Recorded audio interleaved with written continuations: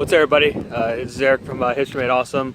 So in the podcast, about a week ago, I stated, or about 2 weeks ago, I don't remember what episode it was. I think it was episode 1 or 2.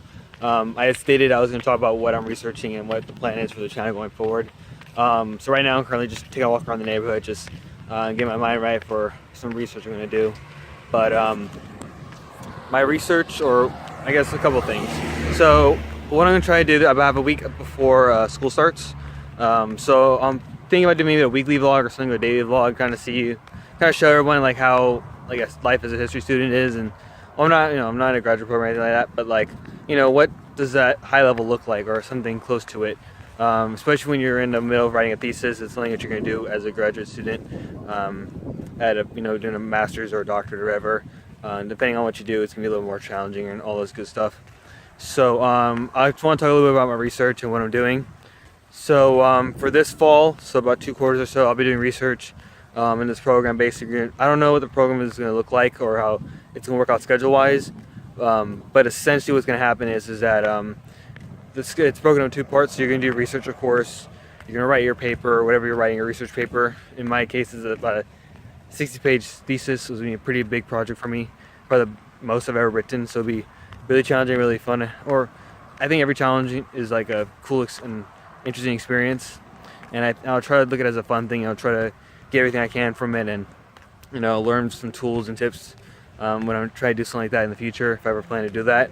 And it puts me in good contention when I go and apply for graduate school.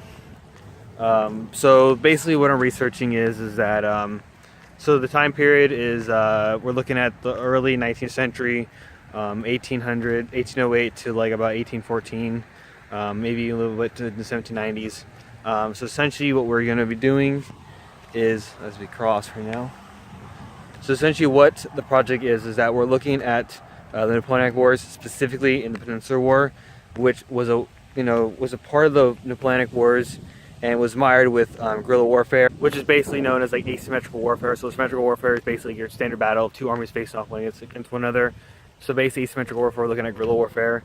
And so Napoleon's armies might have conquered Spain, but it ended up becoming known as the Spanish Ulcer, and basically it drew a lot of strength away from Napoleon's armies. He lost a lot of men, and what didn't help was the fact that he had sent his troops into Russia like in 1811, I think. I don't really have the correct dates right now. But yeah, then that definitely made the conflict worse for his troops in Spain. And eventually, he loses in Russia, and he has to pull out of Spain, and he loses Spain. And so one of the reasons why he probably lost in Russia was not really because of the Russian winter, it was because he decided to send his troops into Spain.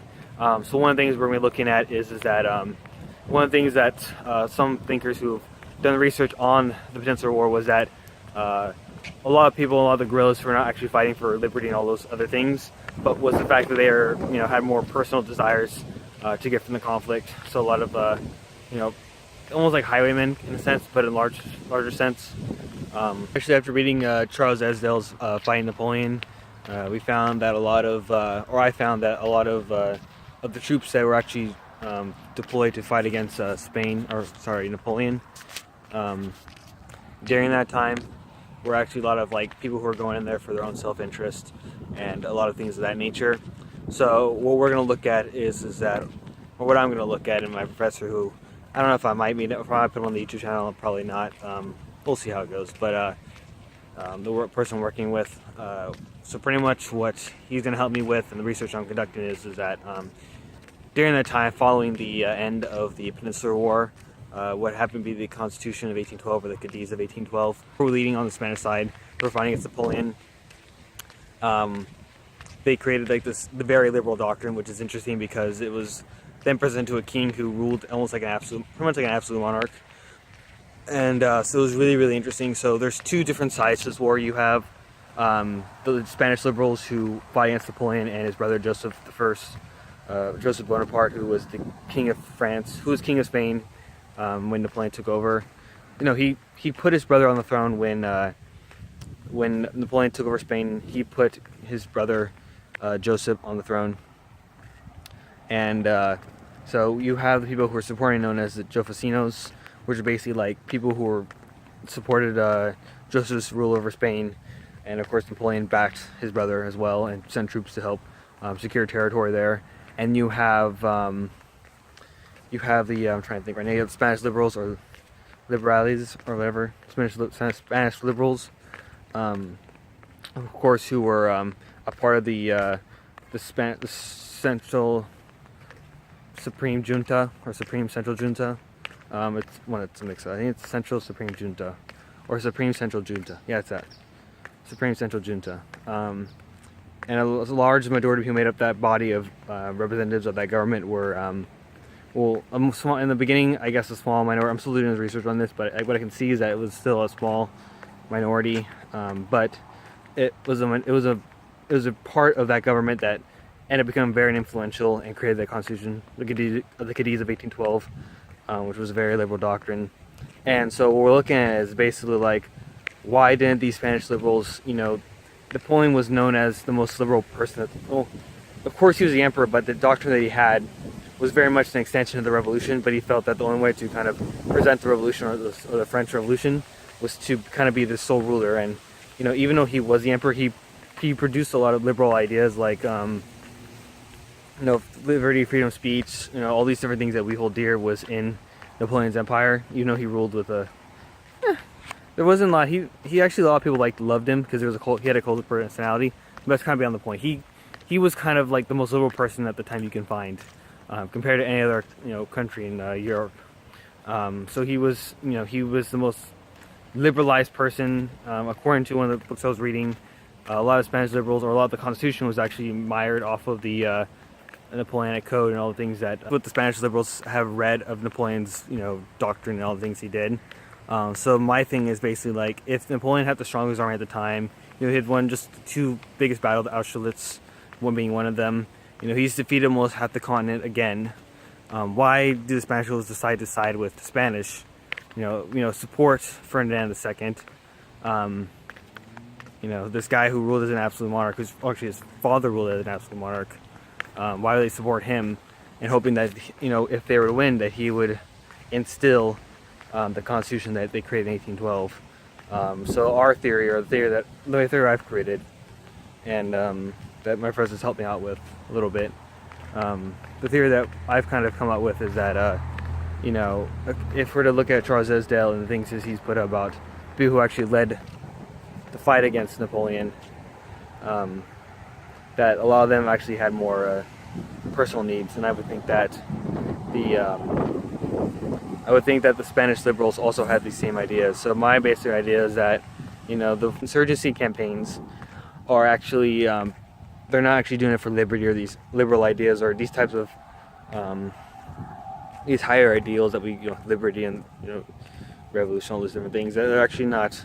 It's more personal reasons. Either they got passed over for. They got passed over for a promotion, or they're gonna get more money, or they think they're gonna get more influence by going this way or that way. And so that's what I'm kind of thinking. And so one of the reasons why this kind of research could be important is because one of the things I kind of found as I was researching is that there's a lot of similarities that can be found in the kind of counterinsurgency campaigns or the counterinsurgency or the insurgency operations that were being conducted in Spain in the Peninsular War. We can see a lot of similarities to what is occurring in Iraq and Afghanistan. So one of the things I want to kind of show is that we can kind of connect this into a modern day standing is that insurgency campaigns are not really built on ideals, or these ideals of religious superiority, or liberal ideals, things of that nature. But it's actually built on these more, I guess, I want to say human things. That doesn't seem accurate. More like, what's the word I'm looking for? More like materialistic things, and more like gaining influence over people's lives. And so that's one of the reasons why I think that this research is important and connects to our modern day standing. It might seem weird that I might be researching this, but that's the reason why. And I think it can kind of change the way we look at counterinsurgency campaigns, and how hopefully maybe we can even end counterinsurgency campaigns early if we understand that they're not fighting for ideas, they're fighting for more materialistic, more simple things. Kind of like Game of Thrones, actually. It's funny enough. So yeah, and one of the things that's kind of been influenced me a lot, I've read a book. I've shown it on my Instagram, on my personal Instagram. I showed it on my history. I'll show you guys probably in this video. But it's called Lawrence in Arabia, which is done by Scott Anderson, 2013. Amazing book. He really looks at like the wars of World War I in Arabia, with instead of just looking at Lawrence as like this monolithic figure who did everything else awesome, that he was a cast of characters in this large, charade that created the modern day Middle East that we know. And it's an amazing book. Definitely check it out. I'm loving it. But I just kind of like the way he kind of writes his stuff and the way he's done it. So I'm getting a lot of influence from that. So I don't know, but that's the thing that I'm going to look at with this research, and it's going to be a really interesting journey, I guess you can say. I don't really know how it's going to go. I've done a lot of research before, but this is going to be, I'm going to say it's an exciting experience, to say the least. So yeah, for about a month, I've been getting my Spanish better, because it's not really that good, or as I want it to be. So I've been working my Spanish up. So when I read the Spanish documents, I can see it, and like I can read the stuff and see what they're saying. And then I've been looking at potential people to kind of that are kind of interesting characters that will be able to portray the story, or not the story, I guess you can say the story, and the what we can gain from looking at